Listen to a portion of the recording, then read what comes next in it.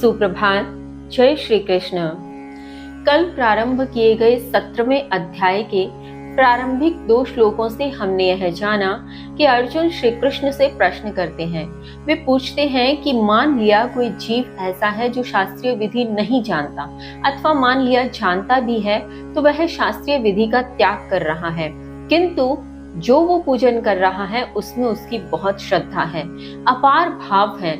तो इस प्रकार से शास्त्रीय विधि को त्याग कर अपार श्रद्धा से युक्त यदि कोई पूजन कर रहा है तो फिर उसकी निष्ठा किस प्रकार के गुण की कहलाएगी, सतोगुनी, रजोगुनी अथवा तमोगुनी। इसी प्रश्न के उत्तर स्वरूप श्री कृष्ण ने बताया कि जिस प्रकार मनुष्य का स्वभाव होता है, जिस प्रकार से उसका आचरण होता है, उसके उसी स्वभाव से जन्म लेने वाली श्रद्धा भी 3 प्रकार की होती है, सात्विकी, राजसी और तामसी। अब श्री कृष्ण इसके वर्णन स्वरूप क्या समझाने का प्रयत्न करते हैं, आइए हम अध्ययन करें। श्लोक संख्या 3।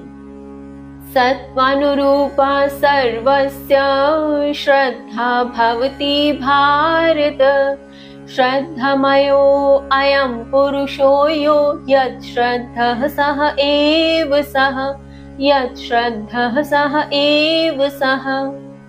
श्री कृष्ण कहते हैं, हे भरत पुत्र, अस्तित्व अनुरूप सभी की श्रद्धा होती है।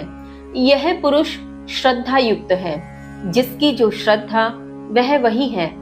भावार्थ, यहाँ श्री कृष्ण अर्जुन को समझाते हुए कहते हैं कि हे भरत के वंशज, हर किसी का अपना एक अस्तित्व होता है और उसी अस्तित्व के अनुरूप उसकी श्रद्धा होती है। और श्री कृष्ण यह भी कहते हैं कि यह पुरुष श्रद्धा से युक्त है। तात्पर्य कि प्रत्येक पुरुष, प्रत्येक मनुष्य में श्रद्धा है, क्योंकि प्रत्येक का अस्तित्व तो है ही। तो जब अस्तित्व है तो उसके अनुरूप श्रद्धा भी है। तो जिसकी जैसी श्रद्धा वह उसी भाव का। इसके और विस्तृत वर्णन में श्री कृष्ण आगे कहते हैं, श्लोक संख्या 4। यजन्ते सात्विका देवान् यक्ष रक्षांसि राजसाः, प्रेतान् भूते गणाश्च अन्ये यजन्ते तामसा जनाः, यजन्ते तामसा जनाः।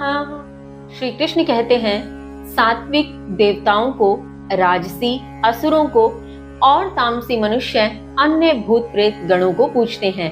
भावार्थ, यहाँ श्री कृष्ण कहते हैं कि जो सतोगुण प्रवृत्ति का मनुष्य है, जो सात्विक है, वह देवताओं का पूजन करता है। जो राजसी अर्थात रजोगुणी है वह असुरों को पूजते हैं, और जो तामसी मनुष्य हैं, तमोगुण प्रवृत्ति के जीव हैं, वे भूत प्रेत इत्यादि गणों को पूजते हैं। इसके आगे श्री कृष्ण अब क्या बताते हैं, क्या समझाने का प्रयत्न करते हैं, जानेंगे कल। तब तक के लिए जय श्री कृष्ण।